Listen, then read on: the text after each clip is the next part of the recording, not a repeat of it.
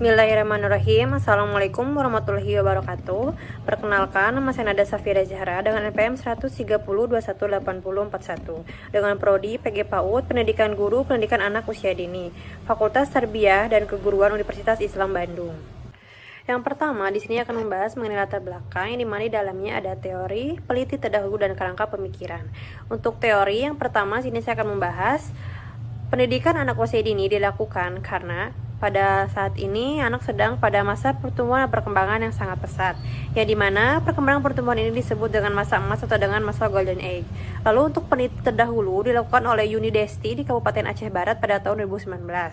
Untuk rangka pemikirannya yaitu pemilihan metode pembelajaran hadis yang tepat diharapkan mampu meningkatkan respon pada anak.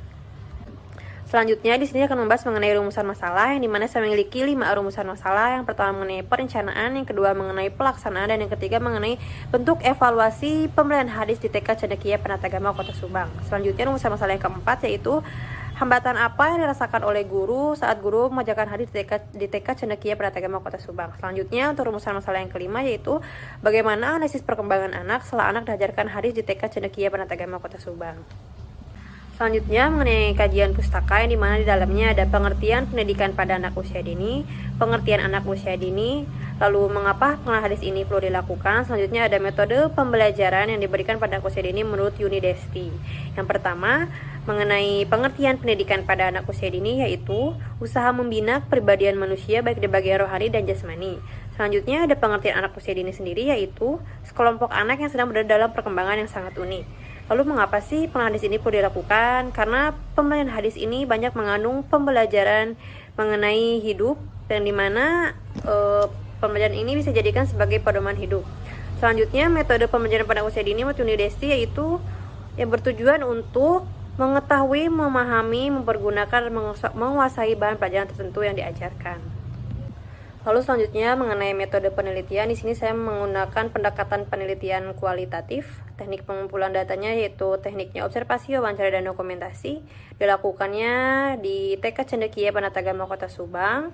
Lalu ada subjeknya, yang pertama ada 1 kepala sekolah dan 1 guru sekolah. Dan data dan jenis datanya ini yaitu data primer. Lalu mengenai hasil penelitian dan pembahasan, yang pertama di sini mengenai perencanaan yang dimana di TK ini sebelum gurunya mengajar diharuskan seluruh guru ini harus menghafal dulu hadis yang akan diajarkan. Dan hadis ini diajarkan dalam seminggu itu bisa 1-2 hadis. Lalu yang kedua mengenai pelaksanaan, di TK ini dilakukannya hadis ini dari mulai pembukaan pembelajaran sampai dengan penutupan pembelajaran. Jadi sebelum dimulainya pembelajaran, di TK ini pasti dilakukan dulu untuk membacakan hadis yang telah diajarkan.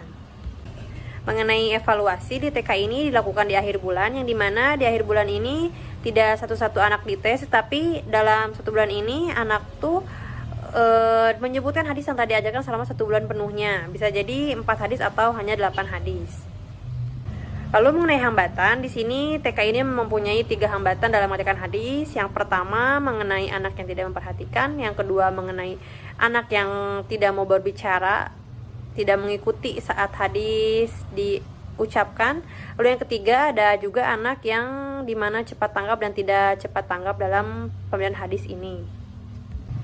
Nah, untuk analisisnya, pembelajaran hadis ini di TK ini sudah dilakukan dengan baik dan rata-rata semua perkembangan anak ini berkembang dengan baik setelah diajarkan hadis. Jadi, walaupun mengenai ada hambatan, TK ini tetap semua anak tuh sudah mengikuti pembelajaran hadis dengan baik dan perkembangan anak dalam pembelajaran hadis pun sangat baik. Mengenai kesimpulan, yang pertama mengenai perencanaan, di TK ini mengikuti kurikulum 2013. Perencanaannya dilakukan setiap hari. Untuk hambatannya ada beberapa anak yang tidak diperhatikan, dan untuk analisisnya di TK ini semua anak sudah bisa mengikuti pembelajaran hadis dengan baik.